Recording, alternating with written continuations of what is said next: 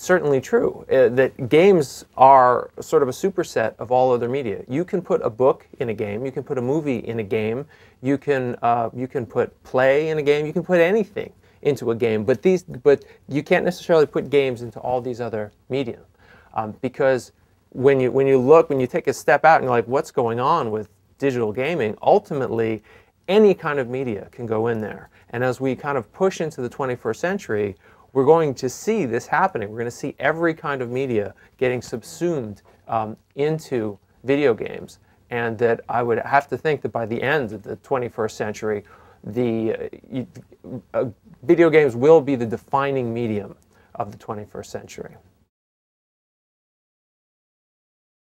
I think there's the primary technological barrier that keeps us from being more emotionally engaged with video games is the barrier of speech.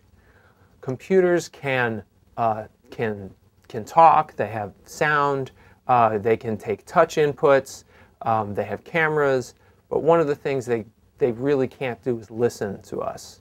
And there's Professor Chris Swain at USC, and he speaks about this very, very eloquently. He points out that at the beginning of the 20th century, we had silent film, and nobody took it very seriously as a medium. It was kind of a toy, it was kind of an amusement, a minor thing, until it learned to talk. And once film could speak, suddenly it started to sort of take over the world. And by the end of the 20th century, it was the dominant medium.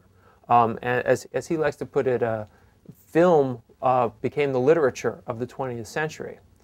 And he then suggests that games are in the same place that silent films were, except that now it's not about them talking, it's about them listening. And once you can have a meaningful conversation with an artificially created video game character with just your voice, the potential for this to be an emotional medium rapidly grows and expands, and it will suddenly become incredibly more natural.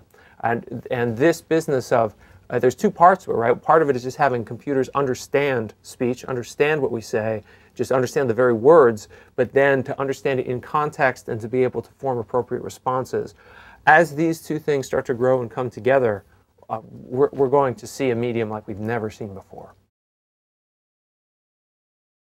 When you look at the difference between literature, film, and video games, and the types of stories that we have, what we see in literature are stories that are very much about personal drama and emotion and conflict. And when you see video games, everything's about action. Everything's below the neck. All the verbs that are happening are jumping and running and moving, and everything is about the physical, and everything in literature is about the emotional. And film is somewhere in the middle, because we can't necessarily hear what's going on inside people's heads in film, and we can see them, so we have this interesting mix in film.